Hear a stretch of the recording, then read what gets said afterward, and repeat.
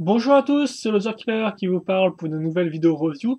Aujourd'hui consacrée à un ensemble de jeux Lego Legends of Shima sorti en 2013. Il s'agira de la référence 110 204 Shi Worries qui coûte 14,99 € et contient 55 pièces. Rien que sur comme peut voir Shi Worries, donc forcément figurine ultra build, donc forcément un sachet pour le packaging. Et comme c'est Legends of Shima, forcément on aura donc un gros plan sur son visage dessiné avec le Shi qui va dans son œil droit, voilà, et Shiwari dans toute sa splendeur assimilée qui va à l'attaque, comme on peut voir avec un joli fond de nuit, de forêt un peu épouvante, avec forcément un bout de pleine lune, ou presque, dans le fond, donc assez classique mais très efficace, vraiment un très joli fond avec le contraste bleu argenté, non, rouge argenté contre le fond un peu bleu violet et tout, franchement un très joli packaging, comme vous pouvez le voir, là je vous montre un peu plus près, et forcément qui fonce donc qui fonce vers votre vers ma main gauche, peut-être vers votre droite à vous. Un peu compliqué, je confonds souvent ma gauche et ma droite, moi. Bref, l'âge, la référence, le nom, Shiwari's. L'arrière, donc, vous montrera une 1-1 du visage de Worries, qui fait un peu flipper, hein, il faut bien le dire. Voilà, on voit un peu à quoi ressemble la tête en vrai, hein, dans ses vraies proportions. Donc une image de Horus un peu plus neutre, et d'ailleurs on vous montre aussi que son bouclier peut se mettre dans son dos, c'est bien sûr on en reparlera, et d'ailleurs dans le fond vous verrez une version dessinée de Shi Eris, voilà. Vous remarquerez aussi qu'on a Shi Eris contre, Warris contre Eris qui se battent, et donc Warris qui utilise du Shi pour donc invoquer son esprit sacré qui n'est autre que Shi Warris, donc qui ressemble à ça, hein, voilà, en dessiné. Et donc là, le petit combo qu'on peut faire avec Warris et Krager, et donc qui ressemble à ça, voilà. Assez effrayant, j'ai envie de dire. Et d'ailleurs, je suis en train de me demander si. Je vais être penché. Hein. Attendez, 2 secondes et demie. Ah bah tiens, oui, effectivement, j'ai pas dû remarquer, mais visiblement, il y a plusieurs combos avec les deux mêmes personnages, tiens. C'est spécial, il y a un personnage qui prend l'ascendant sur l'autre. C'est un peu. J'ai pas tout zappé, donc excusez-moi. Petit coup de flip, hein, mais c'est pas grave, on va plutôt continuer sur la review. Hein. Donc, je viens de me rendre compte d'un truc, c'est cool, j'aurais dû faire mon boulot avant. En tout cas, vous avez le mode d'emploi ici, qui vous dit de construire des choses en 13 étapes. La liste des pièces. Donc le fameux combo, cette fois-ci, c'est comme on peut voir, Worries en fait qui prend l'ascendant, parce qu'effectivement, on sera à la tête de Worries et non pas à la tête de Krager, contrairement au combo qu'on voit avec Krager. D'ailleurs, je pense que c'est pour ça qu'il y a une partie là qui est illuminée, tandis que l'autre n'est pas illuminée, voilà. Et donc je vous rappelle, les combos, eh bien on ne les trouve pas dans les modes d'emploi, effectivement, il faut aller sur internet, donc sur lego.com/shima-bi, voilà. Vous connaissez à connaître, vous commencez à connaître plutôt. Et la petite pub avec les 6 ultra bulles ensemble, le petit code QR à scanner qui sûrement vous amènera vers une petite vidéo en 3D, je suppose. Je n'ai pas de smartphone, donc je ne peux pas vous dire. Ensuite, vous avez, comme vous pouvez le voir, les différents modèles de la seconde vague, donc de boîtes de jeux, mais aussi de speeders, le jeu de société, etc. Un code à entrée.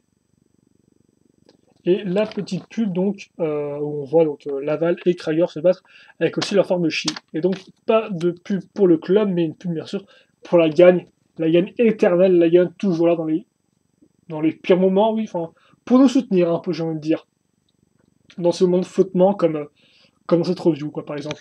Donc ensuite on va parler des pièces introduites avec ce modèle là, ou plus ou moins un peu nouvelle entre guillemets. Donc on va commencer avec une armure de 5 en rouge foncé, ça fait plaisir de voir du rouge foncé en Hero Factory, c'est pas la première fois vu qu'on a déjà eu, si je dis pas de bêtises, avec Pyrox, donc Hero Factory 2013 vague 1, mais voilà, donc petite armure de 5, rouge foncé, plutôt cool. Ensuite, un poitrail donc d'armure en dark metal, c'est pas nouveau, par contre ce qui est nouveau c'est forcément l'imprimé qui est exclusif à notre ami Worries, donc forcément avec l'espèce de texture un peu sont différentes à chaque fois, hein. On remarque ça peut-être pas spécialement, mais à chaque fois l'espèce de forme à l'arrière sont différentes selon l'animal qu'on a, voilà, donc là, pour Worries, avec le cœur de chi forcément à gauche, vu que c'est un vilain méchant, voilà. Ensuite, au tricolore, c'est la lame, donc comme ceci, qu'on aura en rouge, donc pas vraiment transparente, hein, juste vraiment rouge, rouge, rouge. Ensuite, nouvelle pièce apparue avec la vague 2, donc cette lame-là. Donc on l'a déjà vu normalement avec Krager. Idem en Dark Metal, donc rien de nouveau à ce niveau-là. Mais bon, nouvelle pièce normalement pour la vague Shima et aussi Hero Factory 2013 vague 2. Ensuite donc l'espèce d'extension d'armure un peu poil, voilà comme ceci, donc en gris, donc nouvelle couleur. Effectivement, on l'a vu en rouge foncé avec Laval, là on l'a en gris. The. c'est une extension. Et enfin, nouveau moule et pièces exclues à cette là, c'est forcément la tête de l'ami Warriors. Faut qu'il ait pas vraiment autre ami, ça dépend. Alors, soit il a vraiment la rage de ce côté-là, soit si on le met de devant, on dirait qu'il a un léger sourire, ce qui fait un peu flipper, hein, un peu. Autant dire, vaut mieux pas faire dos à lui, quoi, j'aime dire ça comme ça. Et donc, vous remarquez que comme la figurine, eh bien, on retrouvera les espèces de petites lignes au niveau des yeux qui font d'ailleurs un peu clown triste, j'ai envie de dire. Hein, voilà. Mais en tout cas, avec le nez comme ça, si, à ce niveau-là. Qui d'ailleurs n'est oui, juste pas le museau, juste pas en avant. Et donc forcément le connecteur qui est déjà moulé dedans, hein, dans cette position-là, voilà, comme ça. Il y a une vis en plus. Enfin bref, chouette tête, assez fine, un peu plus fine tête que celle de Laval qui était un peu plus en largeur, en épaisseur, en brushing de crinière. Là, on est plus dans le côté un peu longiligne, un peu longiforme de la tête. Et donc très cool, hein, comme vous pouvez le voir. Après, ça dépend des goûts, mais moi je l'aime beaucoup cette tête. En plus, bah, deux expressions à la fois, c'est plutôt sympathique, hein. Soit vraiment vénère, soit vraiment très pervers. À vous de décider ce que vous préférez. Oula, il est un peu haut, lui, visiblement. Hein. Ouais, effectivement, c'est bien ce que je pensais. Caractéristique de Boris, c'est qu'il a quand même des longues jambes par rapport, à, si je dis pas de bêtises, à Laval. Enfin, il a vraiment des jambes assez longues, comme vous pouvez le voir. Et donc, oui, mis à part ça, qu'est-ce qu'il y a à dire sur le corps? Eh bien, pas grand chose entre nous. Hein. Bien sûr, forcément, caractéristique à tous les sets Ultra Build, c'est les Ultra Build Shima, c'est l'extension au niveau de la jambe. Donc, ici, pour que l'articulation soit bien renforcée et tienne bien le cours du temps. On remarquera que, comme certains animaux, lui, il a juste une jambe, un pied. Voilà, enfin, une pièce, un pied. Il n'a pas un pied griffu ni rien. Donc, il a des baskets Nike en ferraille, en clair. Et à l'arrière, vous avez donc l'extension ici avec le petit bol jaune qui serait utile pour donc rajouter une couche au niveau du dos. Et puis, mis à part ça, il y a assez peu de choses à en dire. Donc, bah écoutez, 7 minutes là-dessus, je pense qu'il est plus que temps de commencer donc la construction de Shiwaris, qui au final n'est pas si compliqué, mais comme je ne me souviens de rien du tout, eh bien, je vais quand même prendre le mode d'emploi. Comme ça, je saurai exactement ce que je fais. Donc, on sera avec des grosses armures larges comme Pelluar Dark Metal. Schéma de couleur avant tout dark metal argenté et rouge foncé avec un peu de gris ici et là. Ensuite, les pièces rouges dont je parlais par le passé qu'on va caser ici.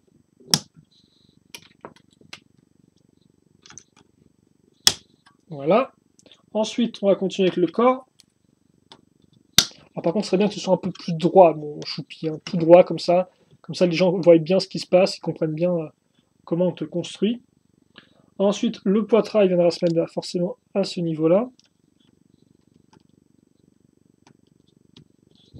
Ah, si je dis pas de bêtises, c'est bien, bien l'extension qui est vers l'arrière. Ensuite, donc le dos, on va le recouvrir à l'aide de cette pièce-là. Ça fait qu'on a un dos qui est un peu plus comme ceci, un peu plus bossu, j'ai envie de dire, hein, un peu plus gros.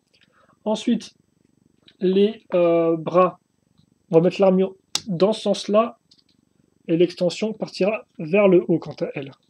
Donc c'est différent de la vague qui utilise aussi ces deux pièces-là à cet endroit-là, si je ne dis pas de bêtises, mais pas de la même façon. On fait ça x2, bien évidemment. Et donc ensuite, comme on peut voir d'un côté, j'ai un connecteur de côté, je n'ai rien du tout. Donc effectivement, on va casser les griffes, et là encore, c'est comme Laval, ce sera des griffes comme ça, donc avec des grosses patounettes, puis ensuite les petits bras de botte, puis la griffe comme Pelluar à ce niveau-là. Voilà, ça on va faire x2. Donc elle compare forcément le pouce qui est bien fait, voilà, hop là. Donc grosse patounette.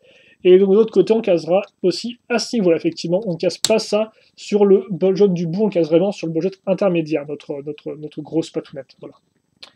Donc une fois que ça c'est fait, au final, il ne reste plus qu'à accrocher la tête. Voilà, comme ceci. Il est vraiment grand, hein, j'ai envie de dire, par rapport à d'autres personnages qu'on lui parle passé, j'ai l'impression qu'il est vraiment... Mais il est vraiment assez, ouais, il est assez imposant. Hein, voilà. Donc ensuite, on va faire les armes, mais pas que, parce qu'on aura une arme qui sera une épée, donc on prend cette pièce-là, barre de 3, plus accroche avec 3 accroches cruciformes. Ça ici, et ceci à l'avant. Voilà, donc vous avez une épée qui est un peu spéciale. Donc ça, on la met sur le connecteur ici, c'est à ça que sert le connecteur, accrocher l'épée. Là encore, je vous rappelle la technique que Toy Nika, donc un ami à moi, m'a dite. Si vous voulez qu'il y ait plus de mouvement au niveau du ball joint, au niveau de la main, vous tournez le connecteur comme ceci et vous l'accrochez comme ça, voilà. Donc vous pouvez tourner le connecteur pour avoir plus de mouvement. Nous, bien sûr, on va rester en mode set officiel, donc en fait, ce qui est fait de base quand on finit le mode d'emploi normalement. Donc on laissera comme ça, juste pour vous faire la petite info, si ça l'intéresse. Je ne mode pas sur les modèles, moi, même si les trucs les plus simples, souvent, je ne change rien du tout. Donc bon, Je vous le dis à titre d'information. Et donc ensuite, on va prendre le bouclier qui comporte une circulaire. On met ensuite le flic fermicile plus petite coupe ici. Ça, on l'enfonce à ce niveau-là, donc ça se clipse. Et donc enfin, ça, on l'accroche là-bas qu'on a ici. On l'accroche dans le trou qui est ici. Donc on l'enfonce jusqu'au maximum, voilà. Et donc ça fait qu'on a notre personnage qui est finalisé avec donc son épée, son bouclier. Et donc on va tourner ça rapidement, voilà, pour faire un petit turnaround des familles. Et donc après on va parler rapidement des articulations. Voilà. Donc je lève ça comme ceci. Et donc les jambes, bon, déjà à ce niveau-là, bon, vont bloquer comme Pelwa, un poil plus que 4 degrés. Les pieds n'ont pas de gros problème, ils vont bloquer aussi un peu, il faut le dire. Mais bon, ça devrait être suffisant pour faire les mouvements que vous voulez faire, je pense. Ensuite, bah, forcément, les bras, j'ai envie de dire, c'est très simple. Hein, voilà, c'est 4 degrés direct, vu qu'on a l'espèce de grosse patine à ce niveau-là. Bon, par contre, au niveau des épaules, c'est plus libre, malgré le fait qu'il y ait ça ici. Il n'y a pas vraiment de gros problème quand on tourne la pièce. Hein. Voilà, donc il n'y a pas de gros problème à ce niveau-là. Forcément aussi, chaque doigt est articulé hein, en rotation, donc comme ceci. Donc, avec plus ou moins de mouvements. On peut quand même faire son poing. Hein. Bon, c'est un peu bizarre, mais il peut foutre des méchants coups de poing tout de même. Maintenant, j'arrive forcément plus à enlever la pièce, voilà, comme ceci. Donc, voilà pour ça. Le connecteur, comme je disais ici, est un peu bloqué, donc de bas en haut, un peu sur les côtés aussi, donc vous pouvez quand même faire des mouvements avec le connecteur. Et enfin, la tête, bah, vous pouvez la bouger sur les côtés.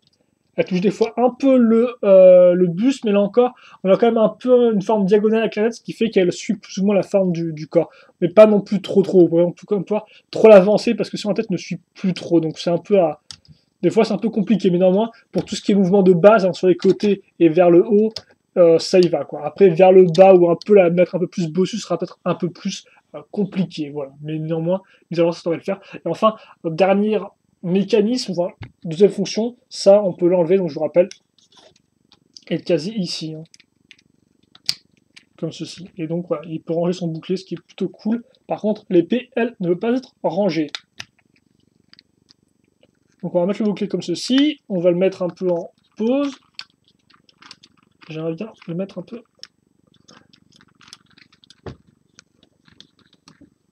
J'aimerais bien le mettre un peu en bossu, quitte à faire un peu en guerrier. Alors, est-ce qu'on peut mettre... Alors forcément, avec les espèces de trucs, des fois, avec les mains comme ça, c'est un peu difficile de tourner l'arme. Voilà, ça devrait être plutôt bon comme ceci. Alors c'est vrai que j'aimerais beaucoup un peu, ouais. Quand tu baisses cette au maximum, le personnage a la tête qui regarde directement vers le haut, donc on dirait qu'il est en train d'aboyer vers la lune, quoi. Ou du... Je sais plus, bref. Voilà pour Boris, qui est fini. Qui est en position de repos et tout. Donc rapidement, le petit bilan sur Boris, qu'est-ce qu'on peut en dire? Donc déjà niveau schéma de couleur, bah, je trouve le schéma de couleur plutôt efficace, parce qu'effectivement, je vous l'avais déjà fait remarque avec Krager, je vous avais dit, Krager a effectivement assez peu vraiment de couleurs qui ressortent, c'est très foncé et tout, c'est compréhensible, etc. Et donc là, au final, on est un peu dans le même cas, j'ai envie de dire, on a quand même beaucoup de couleurs un peu dans les foncés qui se mélangent ensemble, hein. L'argenté, plutôt l'argenté foncé, le gris foncé aussi, voilà, bref, le noir, plein de couleurs un peu foncées, mais néanmoins, je vous dirais que le rouge, là, ressort vraiment bien, en fait, un peu contrairement au vert clair de Krager qui était là sans être trop là. Là, vraiment, le rouge, vu qu'il est en armure, il ressort vraiment bien. Et puis, on peut aussi le retrouver ici au niveau du corps et aussi au niveau du bouclier. Donc, ça fait, et aussi un peu au niveau de l'épée, c'est un peu du rouge aussi. Donc, ça fait qu'au final, le rouge, comme ça, est vraiment présent, je veux dire, dans le modèle. Il ne se fait pas accaparer la place par les couleurs grises dans tous les sens, non.